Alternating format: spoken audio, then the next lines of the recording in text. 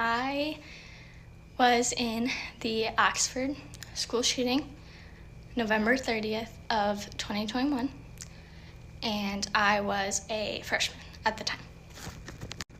I just wanted to come on here and kind of just share a little bit of my story of that day to not only help the Georgia kids that just are going through the same thing, but also any kids that have gone through school shootings. They are happening all over the world, sadly, and it's horrible.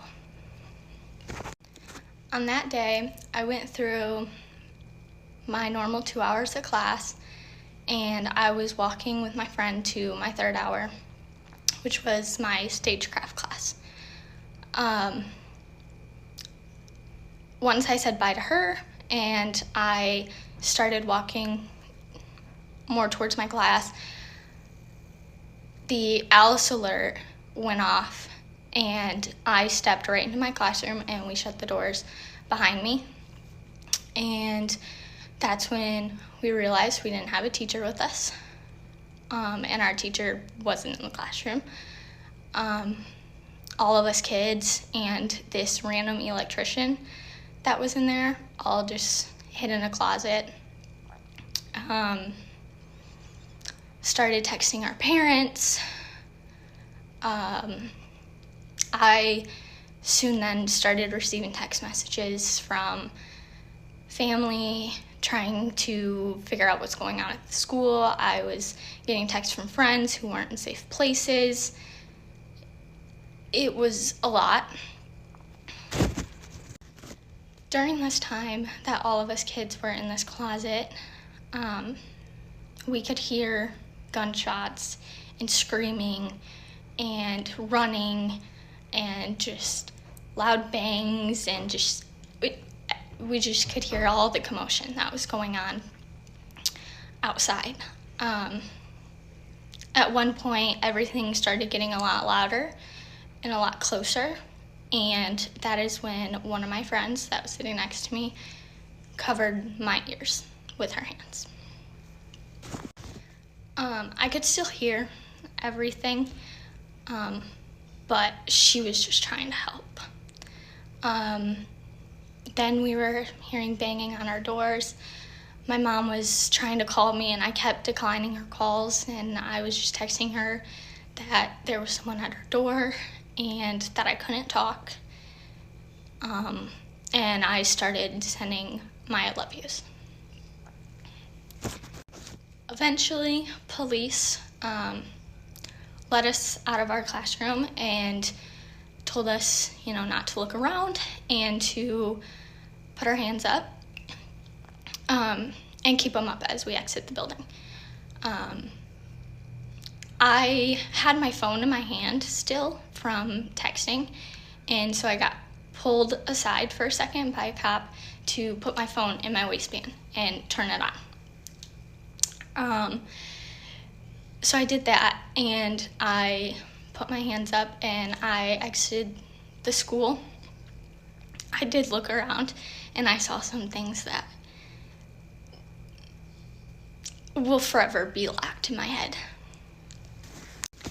They had the main road closed off of any cars, so I just kept walking towards the Meijer store, following just all the other groups of kids, and eventually was reunited with my mom.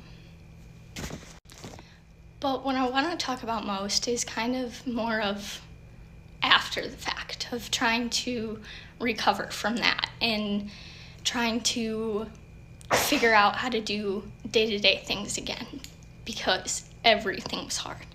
It was just, I was on high alert 24/7. I felt like I needed to just run a marathon 24/7. I was always checking my exits. Any little noises would set me off. I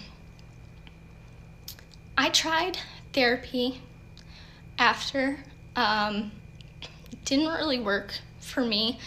I just felt I wasn't being understood at all. I just felt she was just listening and then just giving me a piece of paper, trying to help. The only thing that truly helped me was talking to a guy who was in the Combine. His talk that I had with him helped me more than anything else. There's a lot mentally that you go through, but there's a lot physically too. One of the hardest things for a lot of us Oxford kids was we just didn't feel understood. We felt very alone in what we were feeling and how we were feeling. And we didn't really, it was hard for me to figure out who I could talk to or who I felt comfortable talking to, I guess. So any kids that need anybody to talk to or need any advice, I can't promise that what helped me get to where I am now today is gonna help you. You know, everybody is different. Everybody processes things differently. There are gonna be people that are gonna say they remember nothing from that day. There's gonna be people that remember everything from that day. Everybody processes things differently, and especially traumatic experiences. So it's very hard, especially with your friends who have also gone through the shooting. It's hard to even talk to them sometimes. So anyone that ever needs to talk, or any school shooting kids that need anything, I'm all ears. And I am praying for you and your families, and for all the families that weren't able to be reunited with their kids.